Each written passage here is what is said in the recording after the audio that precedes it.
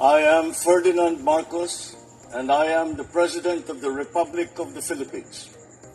I stand today on behalf of 110 million Filipinos. Hi everyone, hello universe, it's me again. Shout out sa inyo mga kababayan. May komento dito si Secretary Gadon tungkol dito sa impeachment trial. Alam po natin marami pong netizen na talagang confident na makukonvict si Sara Duterte, na aayon din po kung gaano kalakas yung ebidensya laban sa kanya. At saka isa pa guys trending yung isang abogado ng prosecutor na si Attorney Liguta, na talaga naman magagaling mga kababayan ang prosecutor's lawyer sa totoo lang.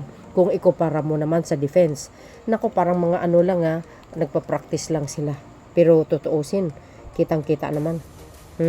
Walang panama sa prosecutors guys. Sabi ko nga, napakagaling talaga itong mga abogado na ito. Mga Batikan, ganun dapat. House of Representative yan guys. Kaya malaman natin sa 13, ay magandang laban na naman.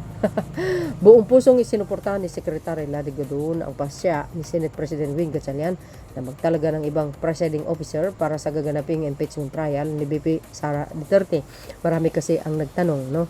Bakit daw si Chis Escudero? Kasi guys, ayon doon sa nabasa ko, okay naman si Chis Escudero, si Senator Chis Escudero magiging presiding officer ng impeachment trial. At nakita natin sa una at pangatlong araw ng impeachment, magaling naman siya because he is a lawyer also. Si Senator Win kasi hindi po siya lawyer. So I think wala naman na nilabag na batas yun, no? So pwedeng talaga. Okay naman. Even though guys, may kaso si Senator Chis, pero sa isang tabi naman yun, kumbaga sa isang kumbaga isa-set aside na lang muna yung kanyang kaso, dahil kung ang kaso niya iuusad, walang problema doon. Kung siya ay makulong, di walang problema doon, makukulong siya. Pero ito kasi sa impeachment, iba naman ito. Ayon kay Senator Secretary Gadon, ito ay isang tamang hakbang upang hindi maantala ang regular ng legislative function ng Senado. Sa gitna ng paraan ng mapagtutulungan pa rin ang mga nakabingbing batas para sa kapakanan ng bansa habang umuusad ang pagdinig. Ipiniliwanag din niya na walang nilalabag na batas o konstitusyon na hakbang na ito dahil ang Chief Justice lamang ang tahasang itinatadhana na mamuno kung ang Pangulo mismo ang sumailalim sa impeachment trial. So para kumpleto detalyado mga kababayan, July 9, 2026, ito po yung sinabi ni Secretary Gadon. Sinusuportahan si Senate President Win Gatchalian sa kanyang desisyon na magkaroon ng ibang presiding officer dito sa impeachment trial ni VP Sara Duterte.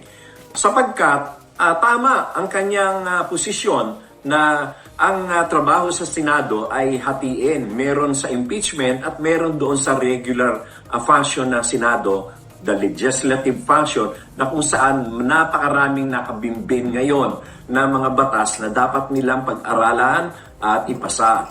Yan ay sinusuportahan ko sapagkat ang impeachment naman ay panandalian lamang at wala namang nagsasabing batas na bawal na iba ang mag-handle nito. Ang konstitusyon ay nagsasabi lamang na ang presiding officer dapat ng impeachment ay ang Chief Justice of the Supreme Court kung ang presidente mismo ang merong dinidinig na kaso ng impeachment. Pero sa vice-presidente at sa iba pang mga impeachment or cases ng iba pang impeachable officers, ay wala namang sinasabi, walang dinidikta ang batas kung sino dapat. Kaya yung ginawa ng Senado at sa pamamagitan ng paglilid ni Senate President Win Gatchalian na magkaroon ng ibang impeachment officer, presiding officer, ay tama lamang upang lahat ay maharap natin. Merong na nagtatrabaho sa impeachment, meron din nagtatrabaho para sa mga legislative work. Congratulations, Senate President Win Gatchalian, and carry on the good work, and you are doing a great job. Mga kababayan, narinig nyo siguro ang sinabi ni Secretary Gadon. na wala naman paglabag sa batas na iba po ang presiding officer sa impeachment trial. Kasi may nagtatanong bakit iba. So narinig niyo naman ang sinabi niya, mga kababayan, no? So I think si Senator Chis Escudero hindi lang po abogado, kundi siya ang talagang inatasan or pinili ng majority na siya po ang magiging presiding officer. Tulad nga sinabi ni Secretary Gado, na naman po nabata. Ganda naman po ang kanyang paghandle sa impeachment trial at nakita naman po natin yon, mga kababayan. So I hope si Senator Chis Escudero pibor hanggang sa matapos po ang impeachment trial. Kung ano po ang nakasaad sa batas na talagang nababase sa ebidensya ang pagpapatalsik sa Pangulo, dapat sang-ayon po lahat. At siyempre ang presiding officer, no? Marami kasi ako narinig, guys, na baka kumbaga pain lang daw si Chis Escudero, no, para ma-acquit si Sara Duterte. I think mali yung mga ganung klaseng pananaw, no? So, baybayan po natin yan hanggang sa dulo, no? So, magiging confident lang tayo na mananalo po ang sabayan ng Pilipino. So, yun mga kababayan, kayo na pong balang mag-comment. See you again on my next upload. Bye bye, Bayan Babus. God bless Philippines. Follow me and likes. Bye everyone. There's more.